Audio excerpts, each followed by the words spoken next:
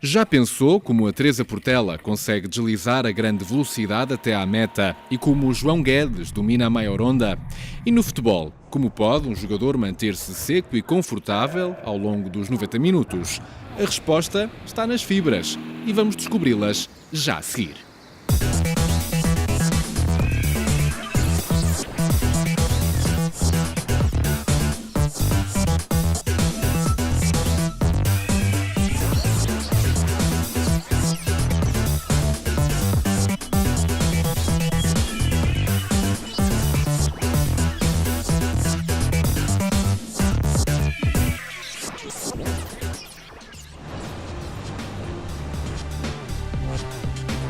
O treino de hoje vai começar mais tarde.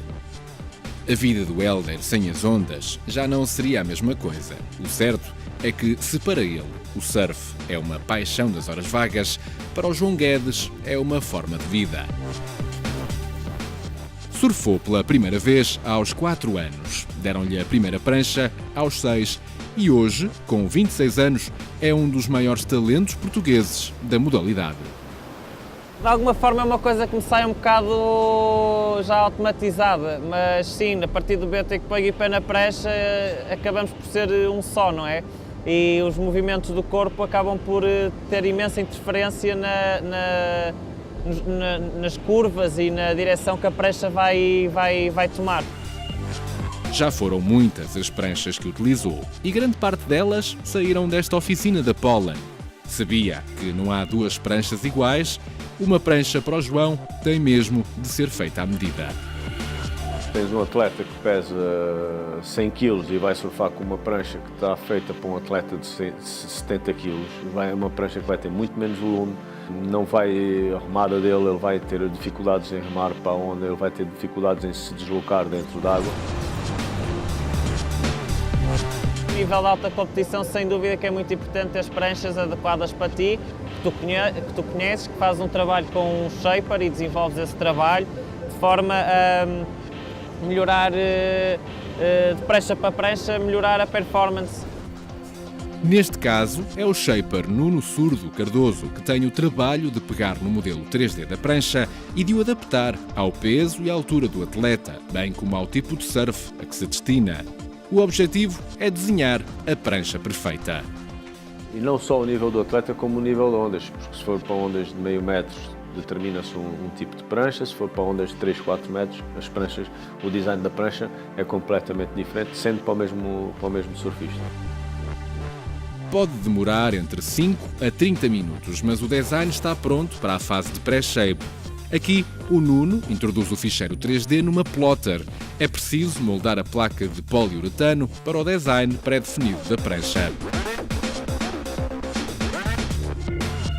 Ao fim de 20 minutos, a placa assume um aspecto muito próximo do que será a peça final, mas neste momento ainda há arestas a limar. Na sala de shape, uma iluminação apropriada permite um jogo de luz, texturas e sombras que, interpretadas pelo shaper, remove os excessos de poliuretano. Ali define-se tudo. Ali são os chamados pormenores da prancha. Como vocês viram, aquilo é uma sala que tem umas luzes especiais, onde vai passar a informação para o shaper. O shaper tem que ter a experiência, tem que ter a sabedoria de ler aquilo que lá está. Basta ter um bump, que nós chamamos um bump, que é a água tem que deslizar sobre a prancha continuamente. Se há uma elevação, se ele não tira aquilo, a prancha com a velocidade que atinge dentro da água, o movimento dela será prejudicado e vai fazer a diferença de uma prancha boa, de uma excelente prancha ou de uma má prancha. Na realidade, o processo de shape está para o Nuno como uma tela estaria para Picasso. Devidamente assinada, a prancha é levada para a sala de fibragem. Se fosse usada no mar, neste momento, o desempenho e a durabilidade do poliuretano seriam desastrosos. E é por essa razão que as pranchas de surf têm de ser reforçadas com fibra de vidro. A fibra de vidro tem a característica de leveza, flexibilidade e resistência que mais se adapta às condições que nós necessitamos numa prancha de surf. A fibra de vidro tem essa constituição de permitir a melhor junção entre a resina e o bloco e de conseguir manter a flexibilidade que se pretende e a resistência necessária para que a prancha funcione da melhor maneira. Antes de se iniciar a fibragem, são colados desenhos em papel de seda com o logotipo da Pollen, a marca do shaper e a informação do modelo. Aqui, o Tele desenrola uma manta de fibra de vidro de 4 onças e corta para os contornos da prancha. Em seguida, espalha resina de poliéster por toda a superfície e, com a ajuda de uma espátula, remove o excesso, que acaba por escorrer para a banca de trabalho. A parte de cima da prancha normalmente leva 2 camadas de 4 onças, uma prancha normal, porque é onde o surfista vai pisar mais forte. Em pranchas de ondas grandes ou muito grandes, chega-se a usar fibras de 6 onças, porque além da pressão do surfista vai exercer, existe a pressão da onda. Uma onda de 1 metro de altura, o metro cúbico, quando ela estoura, chegam a pesar 500 kg, por isso é um peso brutal. 1 hora a secar e a prancha é entregue ao TAS, que aplica os plugs, ou seja, os conectores para as quilhas que ajudam o surfista a controlar a direção da prancha no mar. Seguidamente, na sala de acabamento, é removido qualquer excesso de resina e, por fim, na estufa, a resina vai estabilizar. Agora é a altura para apanhar a onda perfeita.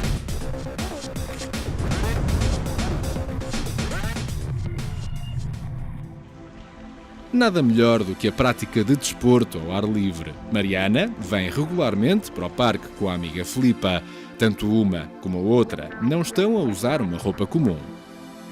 O vestuário desportivo tem de responder a requisitos específicos e, embora elas não sejam atletas profissionais, precisam de se sentir confortáveis durante os exercícios de yoga.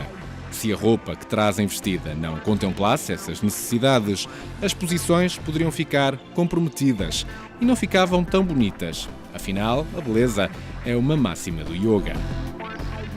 Segundo alguns estudos mais recentes, as roupas termorreguladoras conseguem melhorar a performance dos atletas em cerca de 10%.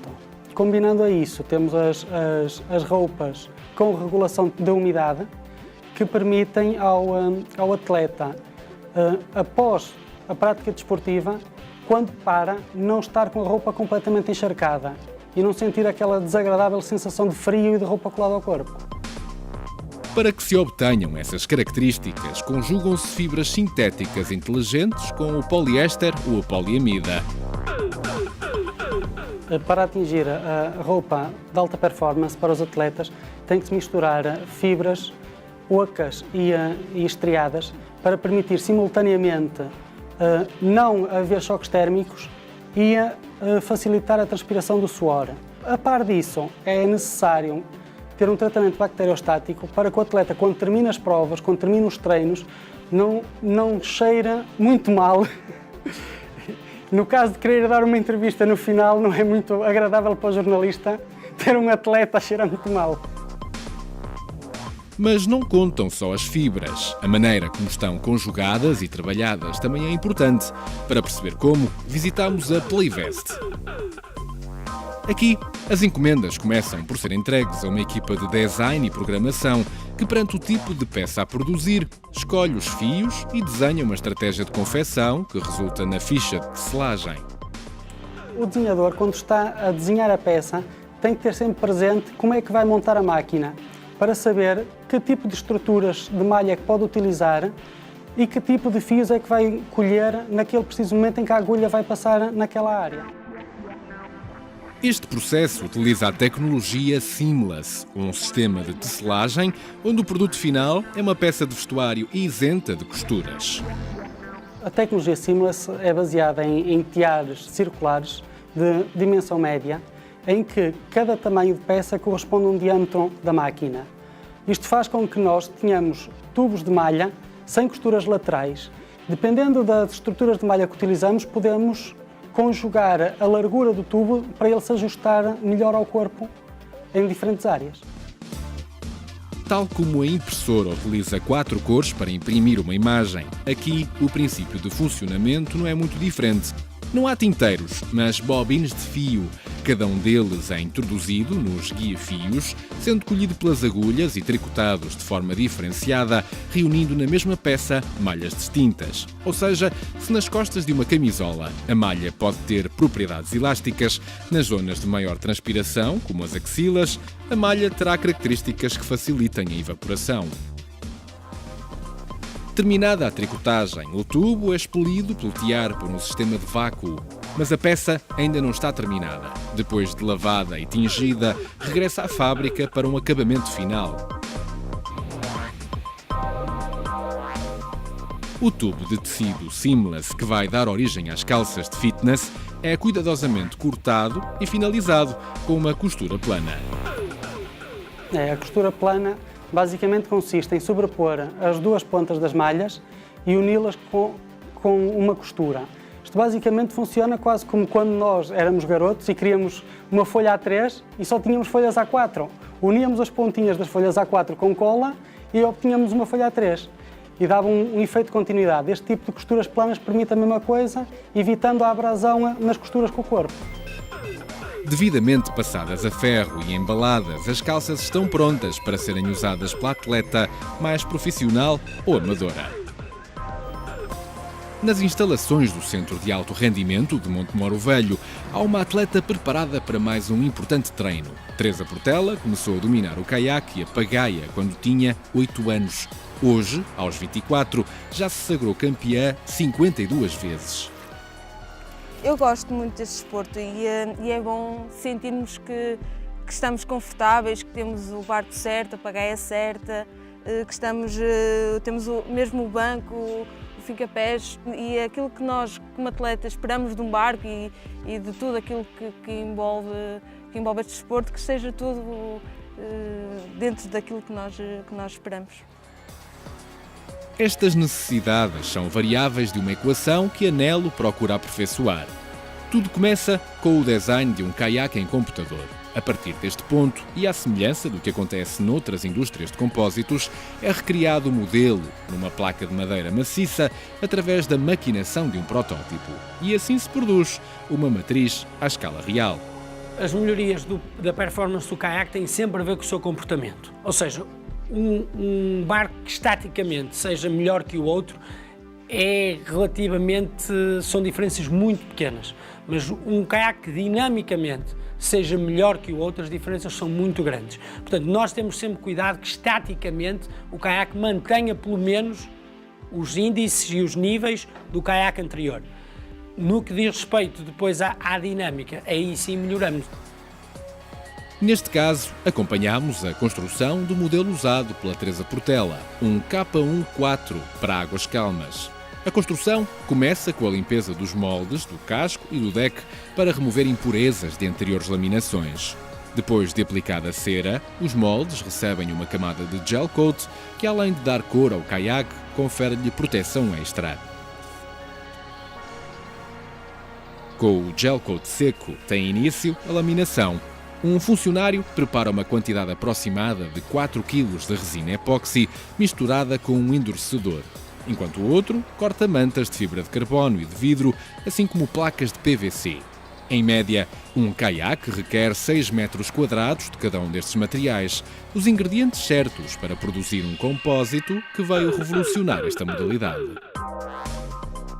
E é curioso, quando referimos a questão do peso nasce da construção de madeira. Ou seja, o que marcou as regras, o regulamento neste momento, que uma embarcação de monolugar tem que ter 12 kg, porque em madeira era impossível fazer com menos 12 kg.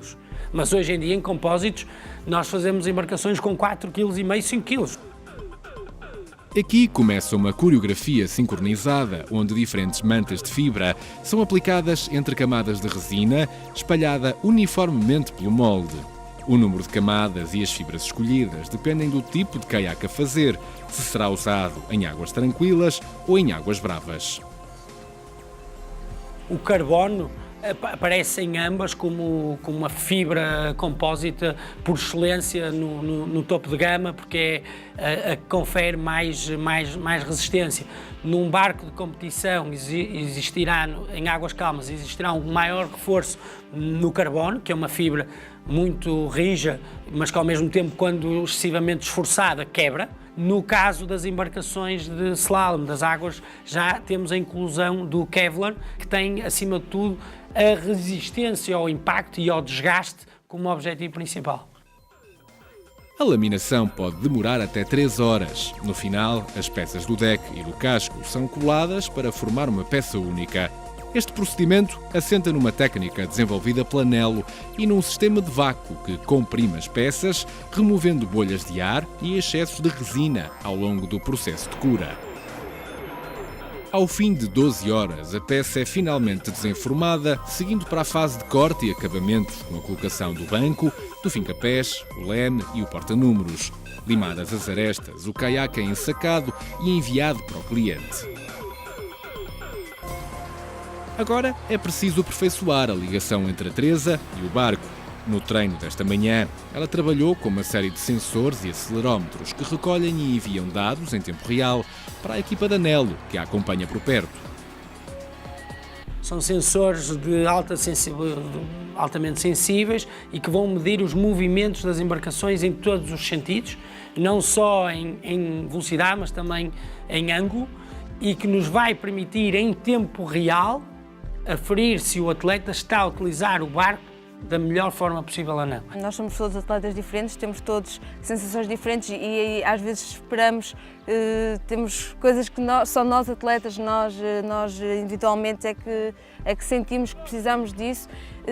Por isso é que também fazemos estes testes para perceber o comportamento do barco e saber o que é que podemos melhorar em relação ao barco, em relação à nossa posição dentro do barco. E quando tivermos 15 das 18 melhores atletas do mundo que remam nessa embarcação e vamos ter os seus resultados, vamos perceber o que é que nós podemos fazer, em que sentido é que as alterações e sugestões foram dadas de forma a melhorar a que o próximo barco esteja já por si só na versão standard mais próximo do ótimo. A afinação destes detalhes continua numa relação cada vez mais harmoniosa entre barco, pagaia e atleta, que neste caso poderá fazer com que a Teresa possa remar cada vez mais longe, quem sabe até ao ouro olímpico. Depois do surf, Hélder mergulha no futebol. O próximo treino acontece dentro das 4 linhas e o Zé Pedro era o jogador que faltava. Sem mais demoras, é a altura de se equipar no balneário. O equipamento do Zé Pedro e dos colegas foi desenvolvido pela Lacatoni e confeccionado pela mesma tecnologia Seamless da Playvess.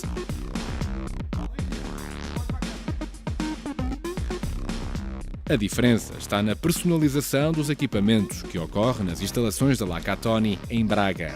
O número, o nome do jogador, a marca do patrocinador e o próprio logotipo do clube são elementos que devem constar na frente e nas costas das camisolas. Para isso, uma equipa de desenho técnico trabalha a imagem vectorial e dimensiona para o tamanho e forma da t-shirt.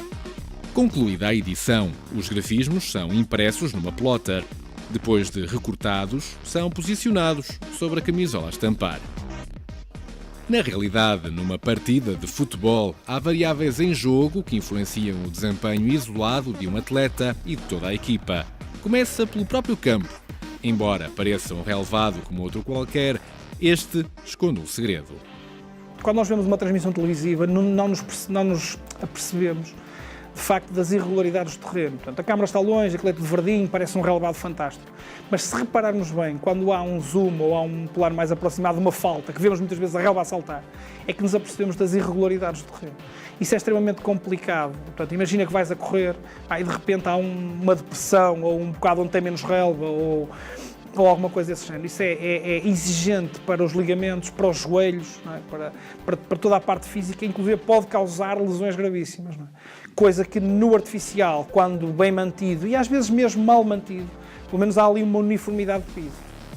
Neste caso, a plantação acontece nos tiares da Safina. Tudo começa pela matéria-prima. polietileno em fibrilado verde. Da esquinadeira, os fios são conduzidos para uma rede de capilares que chegam às 250 agulhas do tiar. Passou-se de um polipropileno para um polietileno por uma questão de suavidade. O polietileno, neste momento, é o que dá mais garantia entre a suavidade e a resiliência do pelo, portanto, a capacidade de ficar direito, e é o que é utilizado hoje. O polipropileno, lá está, tem mais capacidade de resiliência, consegue ficar mais direito, mas depois torna-se mais abrasivo ao contacto com a pele. Para percebermos a mecânica de tecelagem, temos de abrandar a velocidade do tiar. Na realidade, cada agulha perfura a tela e introduz o fio, deixando uma argola de fibra que é de imediato cortada por uma lâmina que dá o acabamento do relevado. Sem este corte, o produto seria muito próximo de uma alcatifa comum.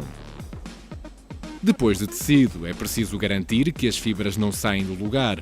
Para isso, é encaminhado para uma segunda máquina, onde as costas da tela são expostas a um banho de látex. Precisamente o lado que vai estar em contacto com o chão do campo de futebol.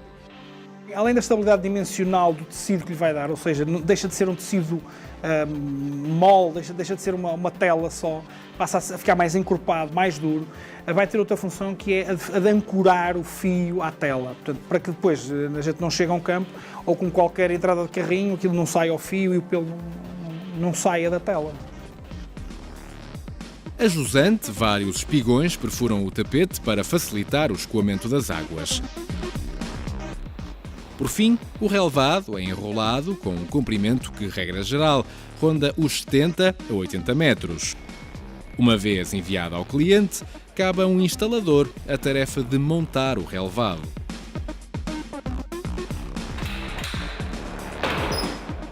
Os rolos são todos desenrolados, normalmente de uma lateral a outra lateral do campo de futebol de 11.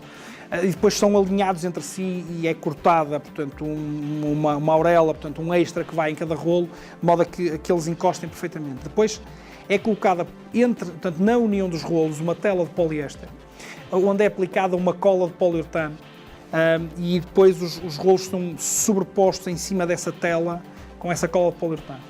Isso depois, entretanto, seca e fica a união feita. Não é? A partir daqui são coladas as linhas brancas do jogo. O campo recebe uma carga de areia e de granulado de borracha feito a partir de pneu reciclado. Resultado, melhor amortecimento e um relevado com um aspecto ainda mais natural. Posto isto, o jogo pode começar. Até este ponto foi possível perceber como o conforto e o desempenho dos atletas estão a beneficiar do emprego de fibras e compósitos inovadores.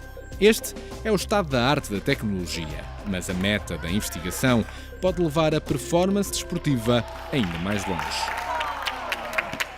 O que temos visto até agora é o desenvolvimento de muitos e muito bons materiais funcionais que têm se beneficiado do desenvolvimento dos novos materiais e das novas técnicas de processamento que os fazem mais leves, mais robustos ou com determinadas propriedades, como vimos, antibacterianas e outras características. Talvez agora o que falta e o que eu poderia antever como o futuro na área de desporto e em muitas outras é a monitorização, ou seja, fazer uso dos novos materiais, chamados materiais inteligentes, que eles próprios permitem uma melhor integração de sensores ou actuadores no interior do vestuário ou do equipamento que os desportistas estejam a utilizar. Neste laboratório do Departamento de Física da Universidade do Minho, o grupo de investigação Electroactive Smart Materials está a antecipar o futuro. Aqui, a ficção científica está muito próxima da realidade.